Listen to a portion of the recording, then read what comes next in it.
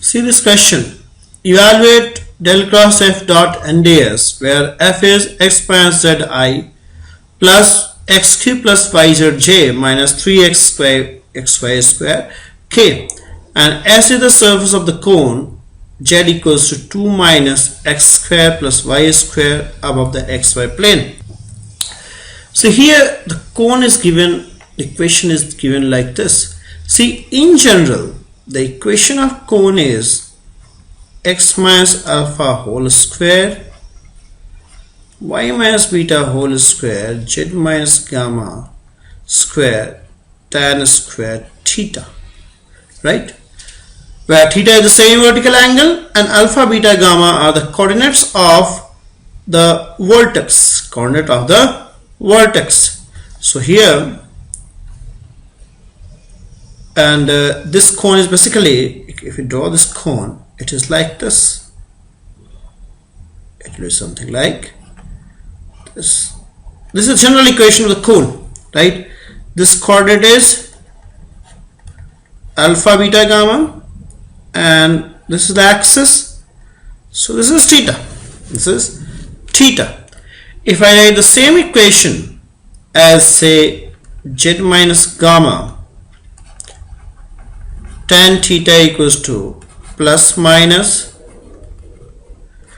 x minus alpha square y minus beta square, then the plus sign, if I write plus, then plus will denote like z minus gamma tan theta equals to plus x minus alpha whole square y minus beta whole square. This denotes the upper portion of the cone.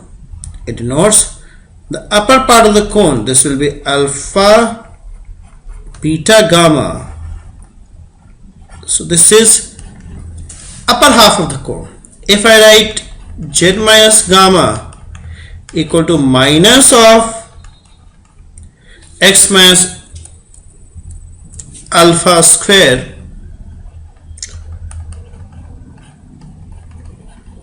y minus beta square, in that case this particular equation denotes the lower half. This is alpha, beta, gamma, and this is theta. So if your equation is given like this, it will be the complete cone, upper is the lower half. If it is only plus, then it is upper half, the portion of the cone above the vertex, and if this is given minus, then it is lower half. Now if you compare this with this equation, so what is, in fact this equation is something like this, is of this format. Here this equation is of this format. So if you compare these two equations, what is alpha and beta you get? Alpha, beta, gamma is, means the vertex is, basically I can write this equation as what? Z minus 2 equals to minus of x square y square. So compare these two equations, you get alpha, beta, gamma as 0, 0, 2, and this represents a cone which is lying below this vertex, say S is surface of the cone above xy plane. So this, the surface is surface of the cone below the vertex and above xy plane. So how can you draw this? I'll wrap this portion. You remember all this. You try. If you have any problem, you ask on the forum. This is the this thing you must remember. This is the general equation. Compare this, you'll get an idea of the surface we are talking of over here. Let me wrap this portion. So let me draw the cone which is asked in the question. The cone which we are considering over here is a part of the cone below the vertex and above xy plane. So let me draw this first. Right.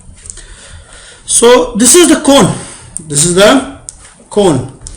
This is x, y, z, and this is the vertex 0, 0, 2. This is a part of the cone which is below the vertex and out of xy plane. So this cone is also an open surface without any base.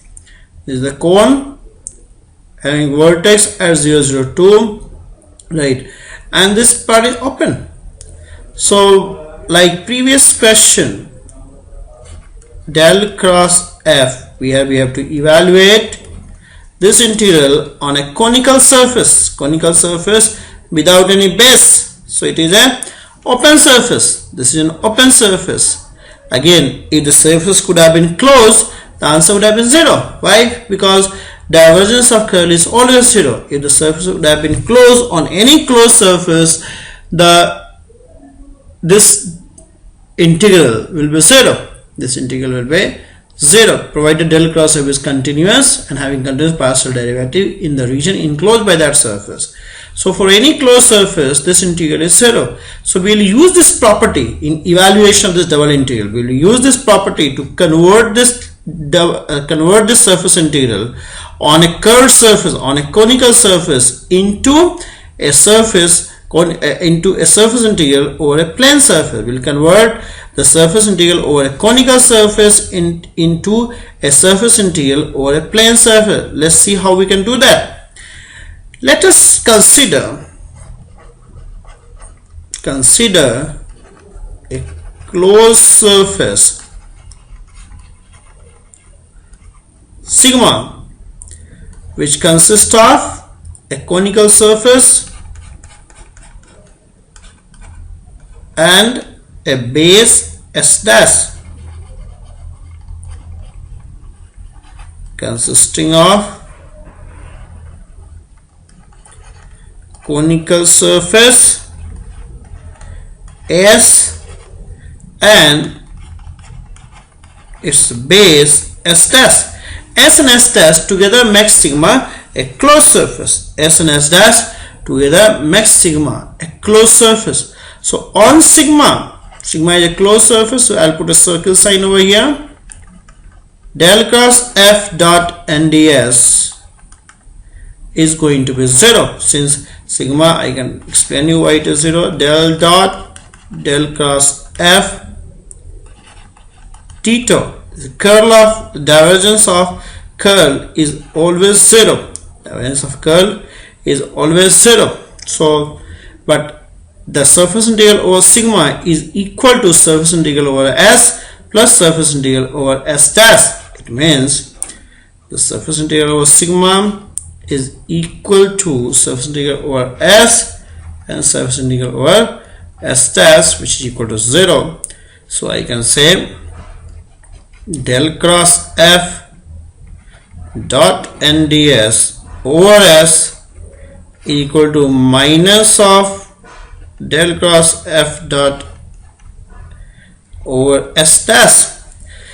Now we have used the property of the property that divergence of curl is 0 and converted a surface integral over a curved surface into a surface integral over a plane surface. The advantage of evaluating surface integral over a plane surface is n is having a constant direction, n is same everywhere, and ds is very simple. Ds is dx dy over here. On S dash, I can write on S dash, your n is an outward drawn normal is minus k, and ds is dx dy. Now let me calculate the curl of f over here. Right, let me calculate curl of f. What is curl of f? I'll erase this portion. Let's calculate the curl of f. See, the curl of f is, you have I, j, k. Your fx is y. Let me see it. No, sorry. Your fx is x minus z. This is dx dy dz d upon dz. Sorry, this is z. So this is x minus z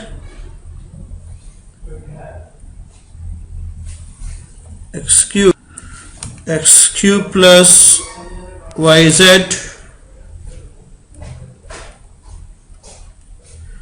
minus 3xy square. So what will be this equal to? This will be minus 6xy minus yi plus, this will be minus 1 plus 3y square j plus, this will be equal to 3x square, sorry, this will be 3x square k, 3x square k. Alright, so this is your curl. Now on S dash, we saw here n is minus k and ds is dx dy. So f dot n is, see, n is an outward draw normal, outward from the volume, outward from this volume. So f dot n is minus 3x square, right? So the integral will convert now to, this will be the integral of del cross f dot n ds over s is del cross f dot n ds over s dash finally converts to, sorry, 3x square, 3 I have taken out, dx dy, and you have to evaluate this over the region bounded by s dash. So the domain of this integral, the domain of this integration will be simply, the domain of this integration will be a region bounded by s dash, that is, we have to integrate it over this region. And what is this equal to? This is bounded by a circle, and the equation of the circle is, I have to put it over here, z equals to 0 in the equation of cone. That will give you the equation of circle, which is x square plus y square equals to 4. So I have to evaluate this integral over the region bounded by this circle. So this will be equal to, now I'll convert it into polar coordinate. So this will be r square cos square theta r dr d theta. I is varying from 0 to 2 and theta is varying from 0 to 2 pi. So this will be 0 to 2 pi cos square theta r4 by 4 from 0 to d theta. This will come as 12. This will come as 12, 0 to 2 pi cos square theta d theta. This is a very famous integration. The value is pi, so it is 12 pi. It means the surface integral of del cross f over a conical surface, sorry, this is not there, its conical surface is 12 pi. This is also very important, right? This question is very, very important. So I'll move on to next.